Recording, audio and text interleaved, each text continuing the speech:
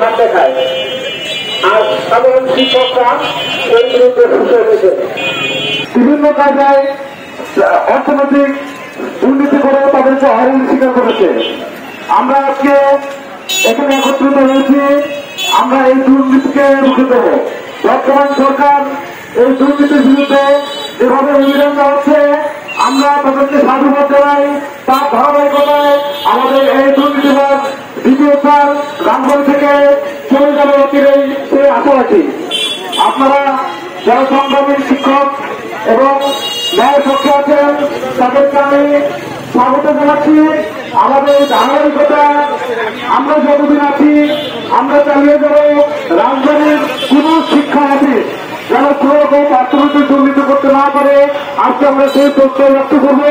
আপনারা আমাদের সাথে থাকবেন এবং আমরা ধারাবাহিকতা রাজধানী যতদিন আছি তখন রাখার চেষ্টা করবো। তারা হচ্ছে আমরা এখানে যারা মানববন্ধনে দাঁড়িয়েছি শিক্ষকরা, সেই শিক্ষকদের কষ্টে উপার্জিত বেতনের টাকা দিয়ে ঘুষ দিয়ে আজকে আমার শিক্ষকের প্রত্যেকটা কাজ করতে হচ্ছে। কিন্তু কেন? জাতীয় জবাব চায়।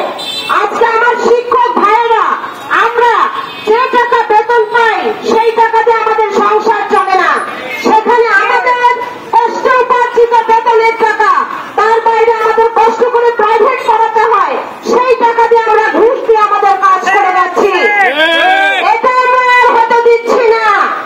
আজকে সারা দেশের ন্যায় যখন সংস্কার চলছে, বাংলাদেশকে যখন নতুন করে স্বাধীন করে যুদ্ধ করে নতুন করে স্বাধীনতা অর্জন করতে হয়েছে, তখন আমরা শিক্ষকরা পিছিয়ে থাকতে পারি না। আমরা আমাদের ন্যায্য অধিকার আদায় করতে প্রস্তুত। আর আমরা একটি টাকা ঘুষ দিতে রাজি নই। আমরা যারা আমাদের সঙ্গে দুর্নীতি করেছে আমরা সেই দুর্নীতির মুখোশকে তুলে ধরতে আজকে দাঁড়িয়েছি। আমরা চাই অবিলম্বে রাজবাড়ী জেলা শিক্ষা অফিসার মহোদয়কে অপসারণ করাতে এবং আজকের মানববন্ধনের পর থেকে আমরা আলটিমেটাম দিতে চাই 7 দিন কর্মদিবসের মধ্যে যেন তাকে আমরা রাজবাড়ী জেলায় আর দেখতে না পাই। অনেক বড় অঙ্কের টাকা হাতিয়ে দিয়েছেন বিভিন্ন উপজেলা সরকারি শিক্ষা অফিসারের মাধ্যমে। তিনি এখন আমাদের বদলিতেও তিনি টাকা ছাড়া বদলি ছাড়া করেন না।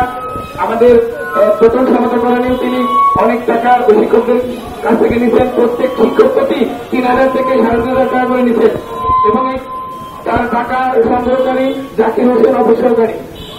কেউ যদি অসুস্থ হয়ে যায়, মুমূর্ষু অবস্থা, বিদেশে যেতে চায় চিকিৎসার জন্য, সেই তার ভাইকেও সই করতে তিনি টাকা ছাড়া সেই ভাই সই করেন না। মোহাম্মদ জাকির হোসেনের বিরুদ্ধে কতগুলো অভিযোগ করেছে। শিক্ষকদের কোন কাজই তারা টাকা ছাড়া করেন না। তারা বিভিন্ন সময় শিক্ষকদের কাছে বিভিন্নভাবে কৌশলে বিভিন্নভাবে হয়রানি করেছে এবং তাদের কাছে উৎকোচ গ্রহণ করেছে, যার পরিপ্রেক্ষিতে আমরা আজকে রাজপথে যাতে বাধ্য হয়েছি। আমরা রাজবাড়ীর জেলার প্রাথমিক শিক্ষার পরিবেশ সমুন্নত হোক সেটা চাই।